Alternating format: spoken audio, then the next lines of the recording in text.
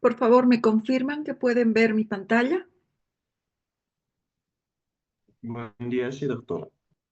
Muchísimas gracias.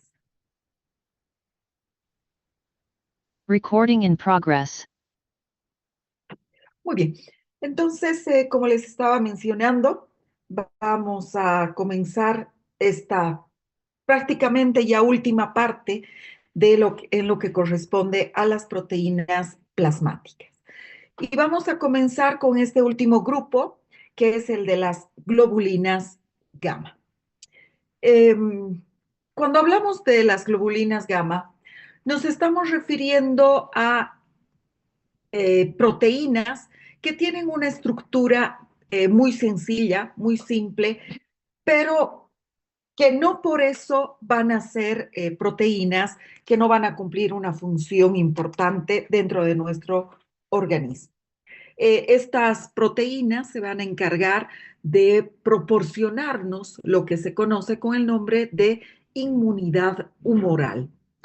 Em, Estas proteínas se van a sintetizar en nuestro organismo en respuesta al ingreso de un antígeno.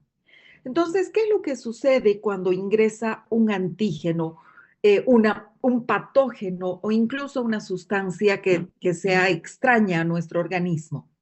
El antígeno que ingresa a nuestro organismo, ya sea a través de la vía respiratoria, puede ser vía digestiva, a través de una solución de continuidad debido a un corte, una herida. Entonces, va a ser captado principalmente por las células dendríticas. Y estas células dendríticas son células presentadoras de antígenos eh, que van a procesar a este antígeno y lo van a llevar hacia los ganglios linfáticos. Y en estos ganglios linfáticos eh, van a ser reconocidos estos antígenos por un linfocito B. Esta fase se llama fase de activación del linfocito B, debido a que este linfocito B se podría decir que es un linfocito B virgen. Entonces, reconoce al antígeno a través de un receptor que se encuentra en su membrana, como pueden ver aquí, y que se llama receptor BRC. Eh, pero para poder reconocer y liberar citoquinas activas, este linfocito B necesita de la ayuda de un linfocito T. Entonces, ayuda a este reconocimiento un linfocito T cooperador. Eh, Obviamente, ya hemos mencionado que esto se va a producir en los ganglios linfáticos.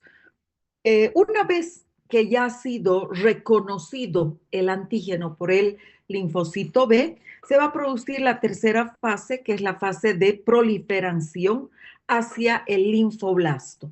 Entonces, una vez activo el linfocito B, se va a convertir en linfoblasto. En esta fase eh, se va a producir una multiplicación que se llama proliferación clonal. Se trata de una multiplicación intensa. Entonces, este linfoblasto, ya activo, obviamente, porque ya tiene aquí presente el receptor activo, se va a convertir en células de memoria. Y estas células de memoria, además de multiplicarse, van a tener un reordenamiento genético.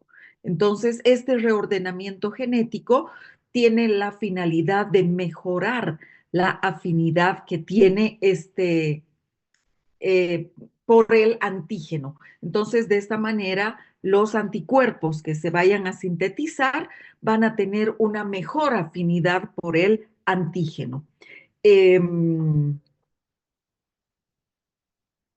Se va a producir una mayor complementariedad entre el antígeno y el anticuerpo, de manera tal que los enlaces que se vayan a formar entre los aminoácidos del antígeno y los del anticuerpo sean mucho más productivos, mantengan unidos al antígeno, al anticuerpo y obviamente permitan identificar que el sistema inmunológico celular, principalmente de nuestro organismo, pueda identificar a este antígeno como un antígeno patógeno y pueda destruirlo.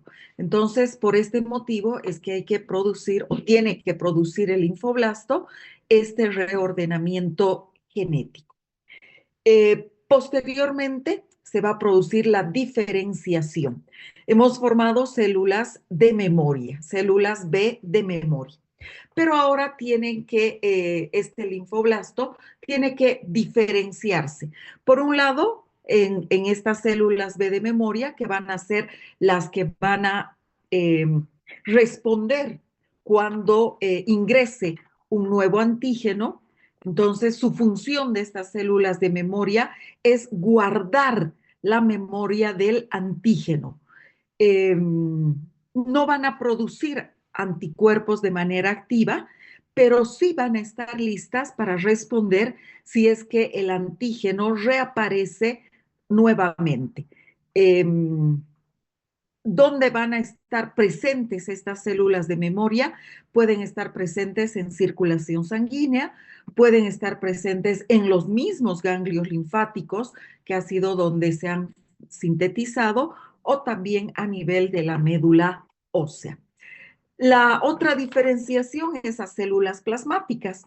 Y estas células plasmáticas tienen como función producir y secretar estos anticuerpos específicos.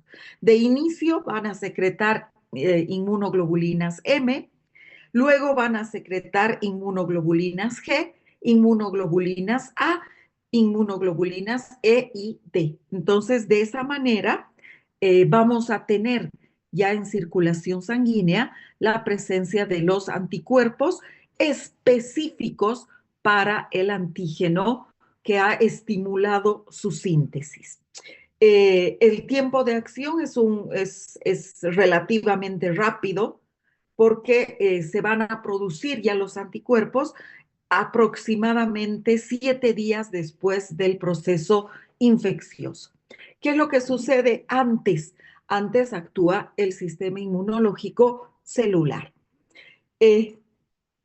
¿Dónde se sintetizan estas células plasmáticas? Las células plasmáticas se van a sintetizar en los ganglios linfáticos, por lo menos de inicio.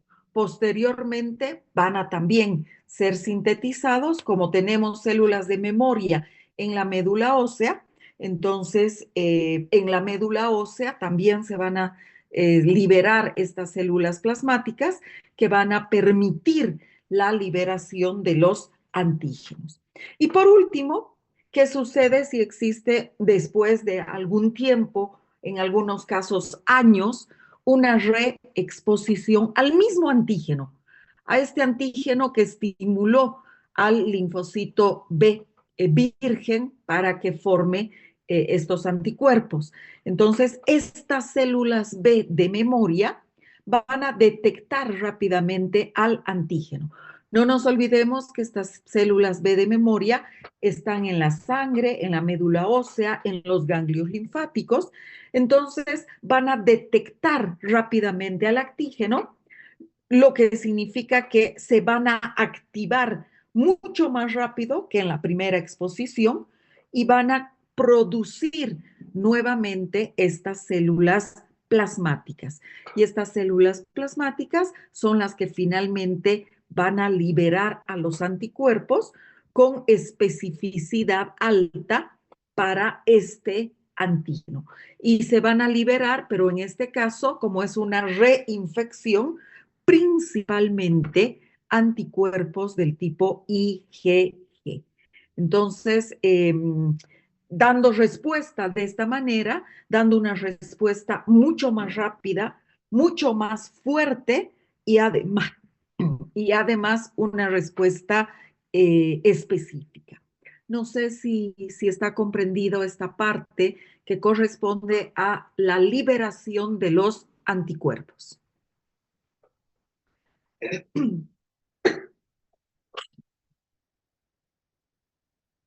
Muy bien. Entonces podemos continuar y vamos a ver ahora qué son estos anticuerpos, qué son estas inmunoglobulinas. Las inmunoglobulinas son proteínas circulantes responsables de lo que se conoce con el nombre de respuesta inmune humoral. El que funcionen de manera adecuada es esencial para la defensa frente a los patógenos que puedan ingresar a nuestro organismo. Si es que estas inmunoglobulinas están deficitarias, va a provocar que el individuo pueda ser susceptible a procesos infecciosos a repetición o incluso si es que tiene una deficiencia total, podrían provocar que el paciente muera sin un tratamiento adecuado.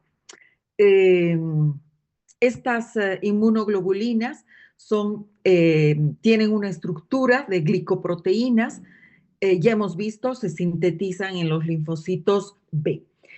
Suponen aproximadamente el 20% del total de las proteínas y están formadas por 2 cadenas pesadas y 2 cadenas livianas.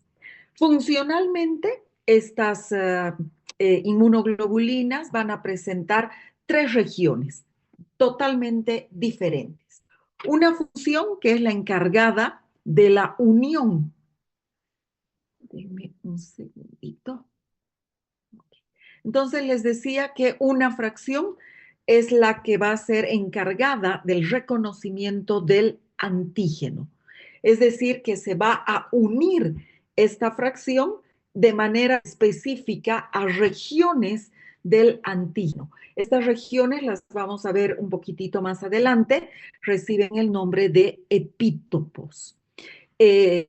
La forma a través de la cual se unen los aminoácidos de la inmunoglobulina con los aminoácidos del antígeno es a través de una unión no covalente, principalmente a través de enlaces por puente de hidrógeno.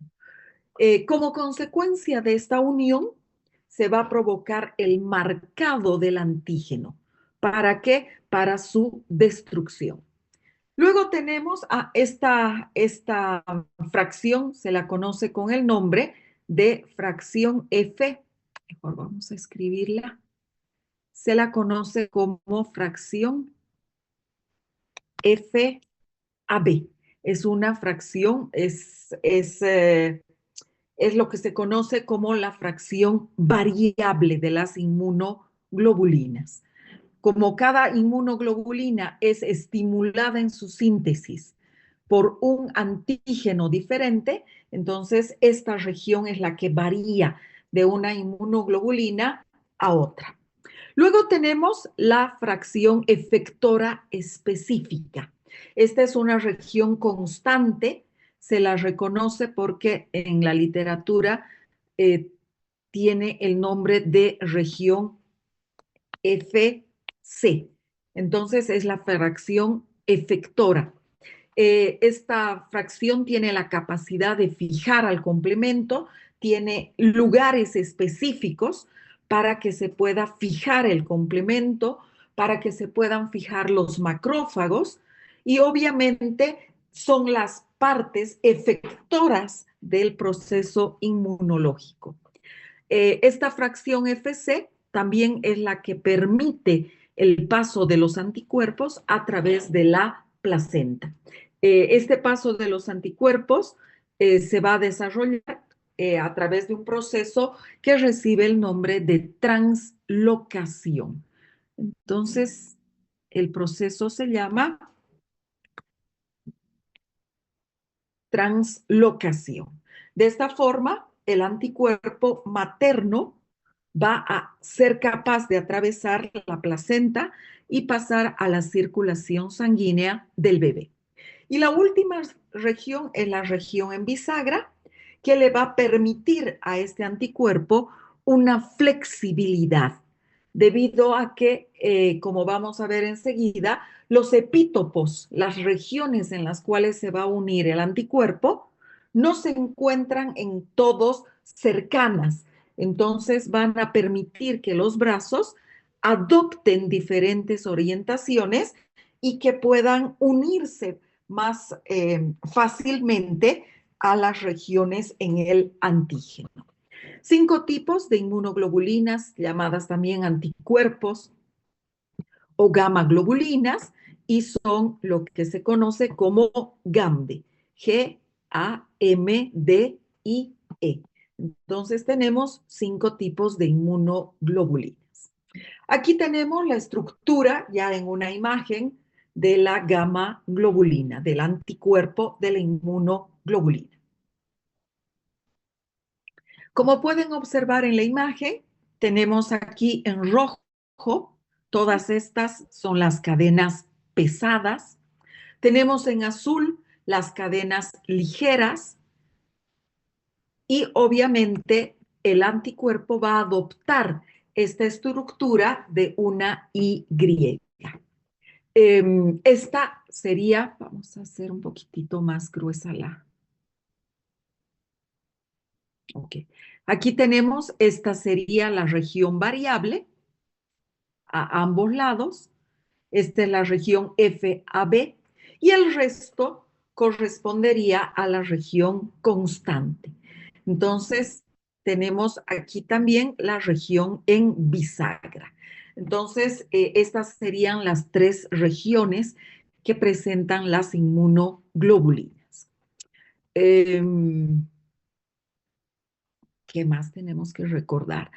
Les había mencionado que en la región constante vamos a tener las zonas a través de las cuales se va a unir, por ejemplo, a esta zona se une el complemento, a esta otra zona se unen los macrófagos. Entonces son las regiones efectoras de lo que corresponde a la inmunidad.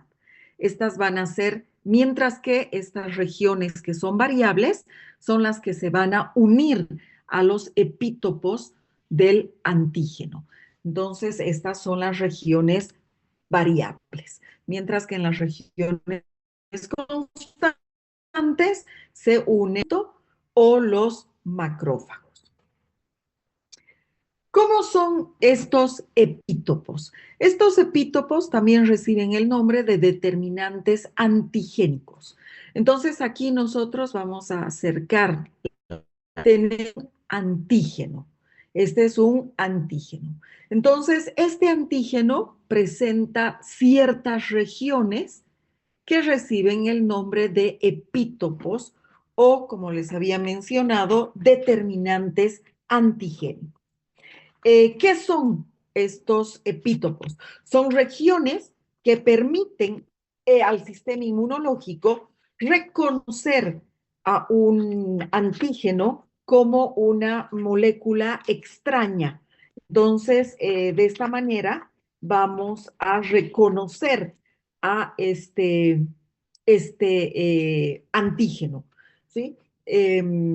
Estos epítopos son diferentes y el sistema inmunológico va a ser capaz de formar anticuerpos específicos contra estas regiones. Entonces, aquí tenemos, por ejemplo, en la imagen un epítopo 1 y aquí tenemos estos otros que serían los epítopos 2. Obviamente, cada antígeno tiene ya establecidos cuáles son los lugares a los cuales se va a unir el antígeno. Estos epítopos van a, o mejor, sí, van a estimular al sistema inmunológico y se van a sintetizar los anticuerpos. Entonces, aquí tenemos anticuerpos anti-epítopo 1 y aquí también tenemos anticuerpos anti-epítopo 2. Entonces, son diferentes y como podemos ver, este epítopo está distante de este otro o de este otro, entonces las regiones en bisagra son las que van a permitir justamente que estos brazos que presenta la inmunoglobulina puedan moverse y puedan producir una mayor complementariedad ante los epítopos. ¿Qué importancia tienen los epítopos? Los epítopos tienen mucha importancia clínica debido a que son clave para el diseño de vacunas y terapias inmunológicas. No nos olvidemos que las vacunas que van a ser introducidas a nuestro organismo son capaces de estimular al sistema inmunológico. Entonces, se buscan regiones dentro del antígeno para que se formen los anticuerpos. Entonces, son muy importantes en el diseño de vacunas. También estos epítopos son importantes para la elaboración de test diagnósticos, de pruebas serológicas específicas, de manera tal que no nos olvidemos que las reacciones serológicas lo que nos van a mostrar son las reacciones antígeno-anticuerpo in vitro en el tubo de ensayo. Entonces, ¿qué es lo que van a buscar? Por ejemplo, los anticuerpos cuando la reacción serológica sea directa. Van a buscar los epítopos del antígeno que está presente en el paciente. Y por último, estos epítopos también son fundamentales en los estudios de reacciones autoinmunes, de reacciones alérgicas y también en el rechazo de trasplantes. Entonces, como ustedes pueden observar, realmente estos epítopos son moléculas muy importantes, de estructuras muy importantes dentro del antígeno. ¿Cómo está formado el sitio de unión, esta región variable? No es solamente un aminoácido, sino que van a presentar una estructura básicamente en alfa hélice, de manera tal que tengamos en la región una gran cantidad de aminoácidos que sean capaces de unirse a los aminoácidos que están presentes en los epítopos. No sé si está comprendido hasta aquí.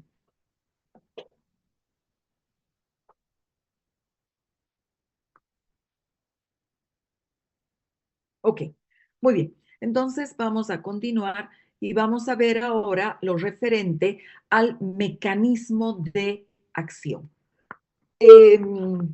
¿Cuál es el mecanismo a través del cual estos anticuerpos van a ser capaces de reconocer a un antígeno, a una sustancia extraña que pueda ingresar dentro de nuestro organismo?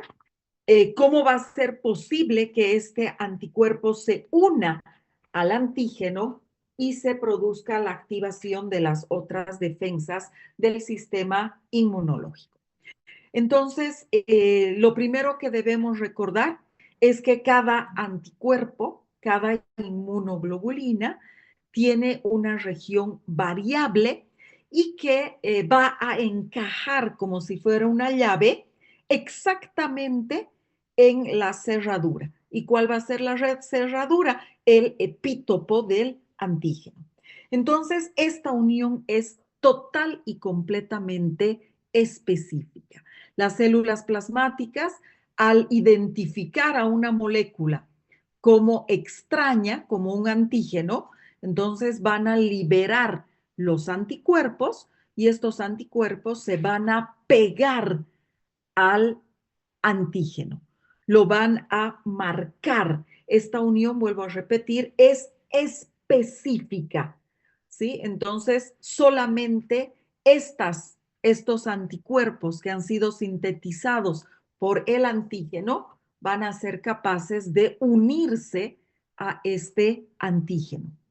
Esta unión al antígeno va a producir que el antígeno quede marcado como si tuviera una etiqueta, como si dijera, esta molécula es una molécula que amenaza al organismo, es una molécula tóxica. Entonces lo va a marcar.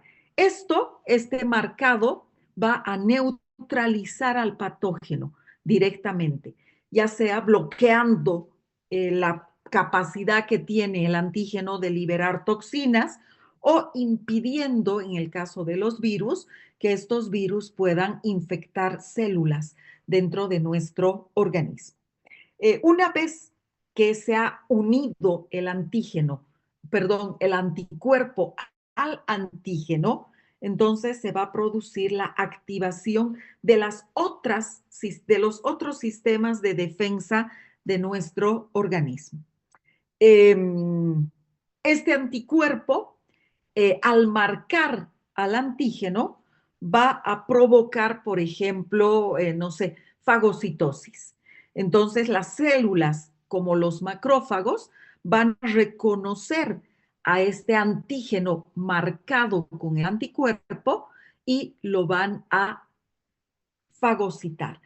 Ustedes ya conocen esta palabra, la opsonización. La opsonización se refiere a que estos anticuerpos van a recubrir totalmente al antígeno, facilitando que sea reconocido por los macrófagos. Y los macrófagos, pues obviamente, van a producir o van a fagocitar a este antígeno, lo van a comer, lo van a devorar a este antígeno.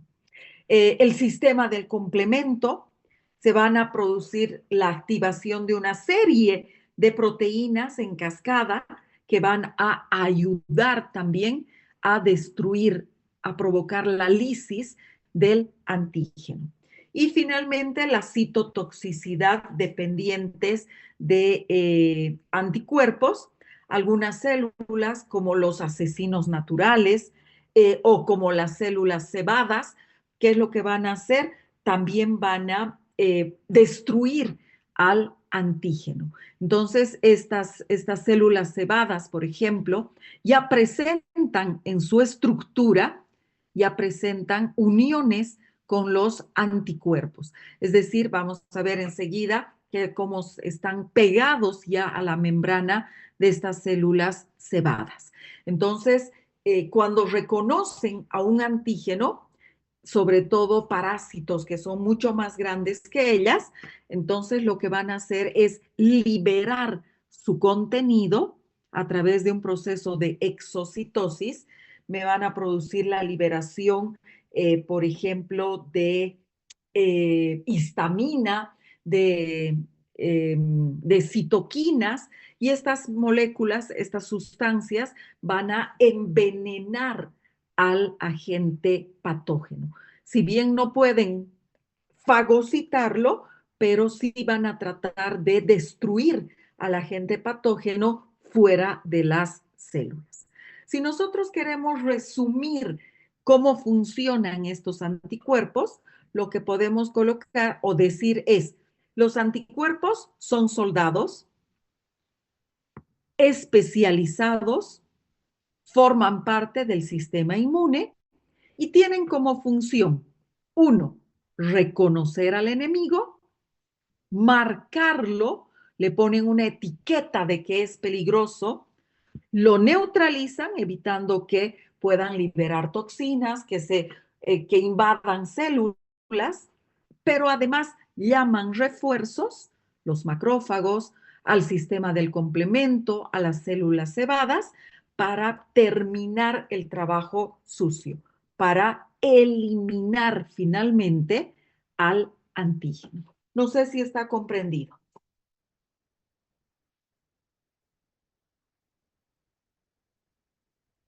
Muy bien. Vamos a ver cuáles son los principales o las principales tipos de inmunoglobulinas. Y vamos a comenzar con las IgMs. Las IgMs son las inmunoglobulinas más grandes. Están formadas por 5 cadenas de monómeros. Cada una de estas cadenas que la habíamos visto antes recibe el nombre de monómero. Entonces, estas inmunoglobulinas son, como les digo, las más grandes. Estas inmunoglobulinas se van a unir a través de una cadena polipeptídica que recibe el nombre de cadena J. son los que se sintetizan más rápidamente cuando ingresa un antígeno. Son los responsables de lo que se conoce como respuesta de fase primaria, o son las que se liberan primero. Si es que el paciente tiene un proceso infeccioso, entonces son las inmunoglobulinas de fase aguda. Son muy eficaces debido a que presentan 10 manos, 10 brazos que van a ser capaces de unirse al antígeno. Son capaces, ya hablando de su función específica, de neutralizar al antígeno, pero también presentan en estas regiones constantes, presentan lugares específicos para que se una el complemento. Entonces, estos anticuerpos van a activar de manera muy eficiente la vía del complemento y de esa manera van a ser capaces de neutralizar a los antígenos. Al ser tan grandes, no pueden salir de circulación sanguínea, siempre van a estar presentes en la sangre, no pueden migrar hacia tejidos extravasculares y tampoco son capaces de atravesar la barrera placentaria. Pero estas inmunoglobulinas son las únicas que pueden ser sintetizadas en el último mes de embarazo y obviamente cuando recién nace el bebé. Son las únicas que sintetiza el neonato. Después de que nace, obviamente va a ir aprendiendo el bebé a sintetizar el resto de sus anticuerpos. Pero cuando nace, la única inmunoglobulina que es capaz de sintetizar son las IgMs. Luego vamos a las IgGs. Las IgGs son las inmunoglobulinas más abundantes, representan más o menos el 70% del total de las inmunoglobulinas presentes en el suero sanguíneo. Tenemos 4 subclases, se las conoce como IgG1, IgG2 hasta el 4. Tienen como función, son responsables de la respuesta inmunológica secundaria. Y de acuerdo a las características de sus cadenas de las fracciones constantes, son muy efectivas también en la activación del complemento. También tienen la capacidad de neutralizar, obviamente, al antígeno, fijar al complemento y unirse no solamente a macrófagos, también a asesinos naturales, a las células natural killers, a las NK. Va a marcar al antígeno estimulando la opsonización y por supuesto la fagocitosis de los microorganismos. Al ser una inmunoglobulina tan pequeña, es capaz de abandonar circulación sanguínea y pasar a espacios extravasculares. Entonces, no solamente la vamos a encontrar en la sangre, sino también en los tejidos. Y esto es muy importante porque es capaz de neutralizar las toxinas bacterianas. Hay algunas bacterias que lo que van a hacer es liberar sustancias tóxicas que son las que van a provocar el daño. Y estas sustancias tóxicas son capaces de difundir fácilmente entre los tejidos. Entonces, de esta manera, evitar al sistema inmunológico en circulación sanguínea. Pero estas inmunoglobulinas G, al ser capaces de también migrar hacia espacios extravasculares, son capaces de neutralizar también estas toxinas bacterianas. Estas inmunoglobulinas son capaces, además, de atravesar la barrera placentaria. Esto es muy, muy importante debido a que le va a proporcionar al feto una inmunidad. La mamá le está pasando sus anticuerpos. No nos olvidemos que la única inmunoglobulina que sintetiza son las IgMs. Entonces, al atravesar la barrera placentaria, las IgGs se convierten en una línea muy importante de defensa en el feto y en el neonato. Aproximadamente por 6 meses, estas inmunoglobulinas van a estar presentes en circulación sanguínea. Hay un pequeño problema. ¿Qué es lo que sucede? Que no siempre las inmunoglobulinas que pasan a través de la placenta son beneficiosas. Lo que sucede, por ejemplo, cuando hay una incompatibilidad sanguínea materno-fetal, entonces estos anticuerpos de tipo IgG de la mamá pueden pasar a la circulación del bebé y provocar hemólisis dentro del bebé. Vamos a hablar, cuando hablemos de bilirrubina, vamos a hablar justamente de la eritroblastosis fetal, es la incompatibilidad sanguínea materno-fetal, y por este motivo, porque las IgGs atraviesan barrera placentaria, en la circulación sanguínea del bebé se van a encontrar las IgGs contra anti-RH positivo. Entonces se encuentra el antígeno, el anticuerpo y se produce la hemólisis. Vamos a hablar ahora de las IgAs. Las IgAs son inmunoglobulinas neutralizantes principalmente. Esa va a ser su principal función. La capacidad que tienen de fijar al complemento y de la opsonización es muy débil. Las inmunoglobulinas A presentan dos formas, una forma monomérica, es decir, esta estructura de Y en circulación sanguínea, y van a adoptar esta estructura dimérica, dos monómeros, en lo que corresponde a las secreciones. Entonces, estas dos estructuras, igual que en las IgMs, van a estar unidas a través de la cadena J. Además, estas inmunoglobulinas A van a presentar un componente que se llama componente secretor, que va a estimular a las células de la mucosa a que sinteticen, a que liberen filamento de moco. Estas inmunoglobulinas en forma dimérica van a encontrarse justamente en las secreciones. Estas inmunoglobulinas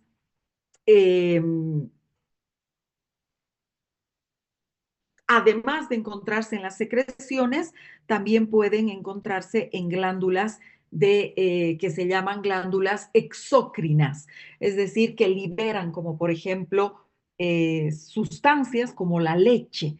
Entonces, también vamos a tener gran cantidad de estas inmunoglobulinas A en la leche materna, sobre todo en el primer leche que se llama calostro.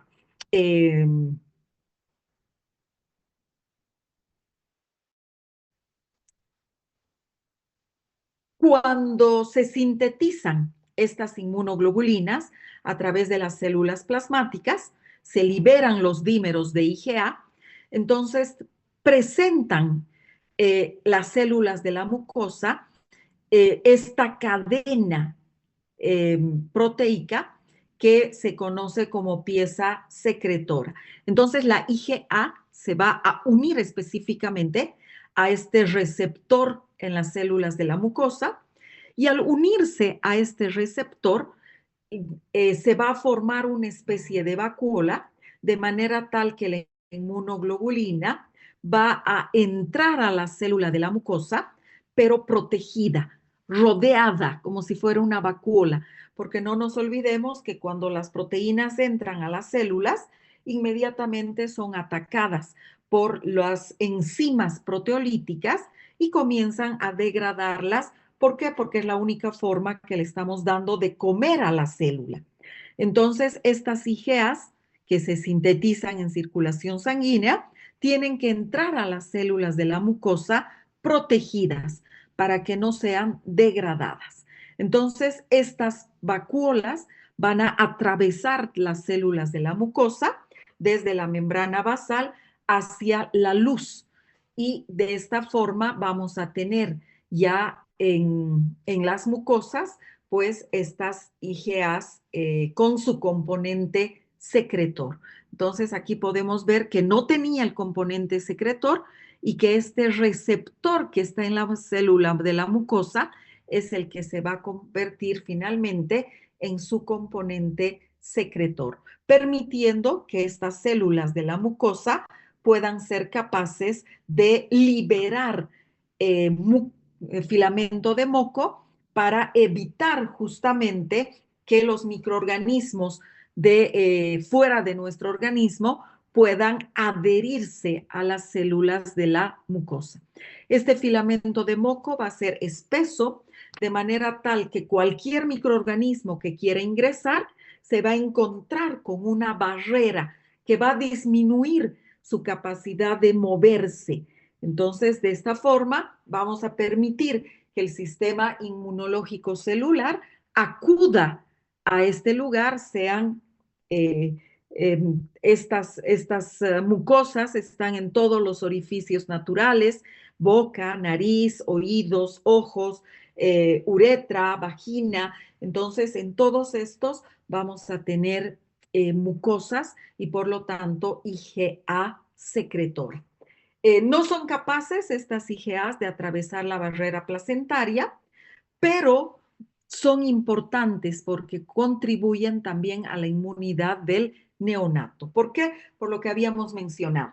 Al ser la leche una secreción, entonces tenemos gran cantidad de IgAs en la leche, sobre todo en el primer golpe de leche, que es el calostro, lo que va a permitir justamente que todo el aparato digestivo del bebito, del neonato, se recubra con estas IgAs prestadas por la mamá, hasta que el bebé sea capaz de sintetizar sus propias IgAs. Entonces, es muy importante, no nos olvidemos que la principal forma de ingreso de un microorganismo es justamente por los orificios naturales. Luego tenemos a las IgEs. Las IgEs se encuentran en concentraciones muy bajas, intervienen en reacciones de hipersensibilidad inmediata, es decir, que son responsables de los procesos alérgicos. Por eso es que en los individuos que tienen alguna alergia, estas inmunoglobulinas pueden encontrarse realmente en cantidades muy altas. El estímulo para su síntesis puede proceder de una gran cantidad de antígenos que reciben el nombre de alergenos. Estos alergenos van a ingresar al organismo, ya sea a través de la piel o a través principalmente de la mucosa respiratoria. También pueden hacerlo a través del aparato digestivo. Estas IgEs no son capaces de atravesar la placenta. Por lo tanto, las reacciones de hipersensibilidad no van a ser transferidas de manera pasiva de la madre al bebé.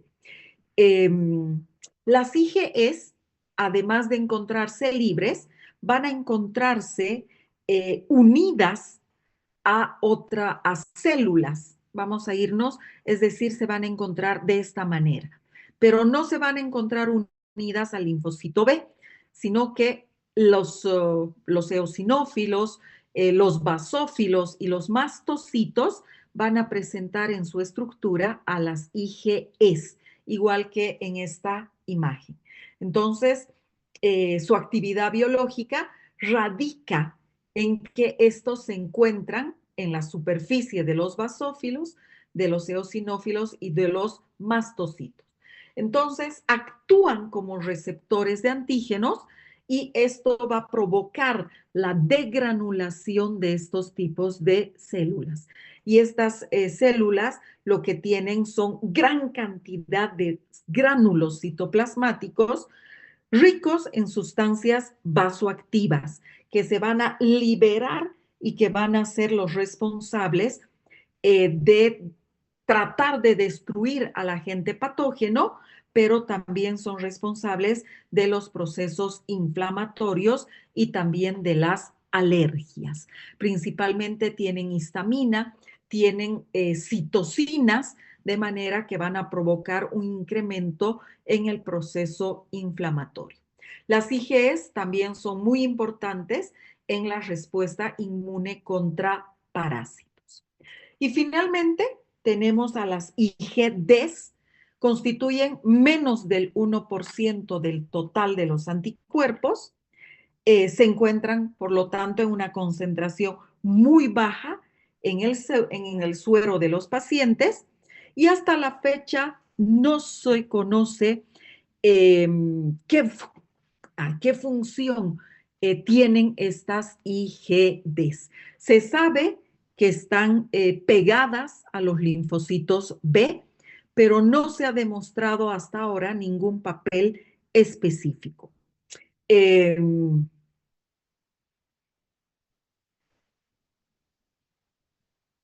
Se observa que tienen un aumento importante en las enfermedades crónicas, pero no se sabe específicamente si es que esta presencia está relacionada con alguna enfermedad específica, ¿sí? Lo único que se sabe es que colaboran a estos linfocitos B en su activación, es decir, que van a actuar como receptores en la superficie de los linfocitos B. Pero una vez que el linfocito B se activa, obviamente va a cumplir su función. Esa es la única información que se tiene con relación a las IgDs. No sé si tienen dudas.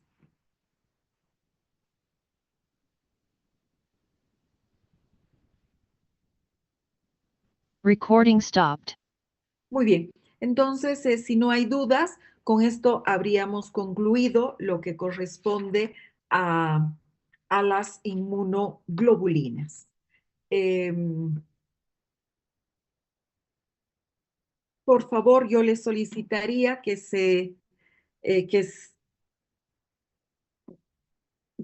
ingresen a la nueva clase. Es una clase bien cortita. Lo último que nos falta del tema son las deficiencias hereditarias de las proteínas plasmáticas. Entonces, este tema lo vamos a llevar ya con todos los grupos. Es lo que deberíamos haber visto el día de hoy. Muy bien, entonces, por favor, les he pasado el siguiente enlace y yo les solicitaría que puedan ingresar a las 8 de la mañana, eso es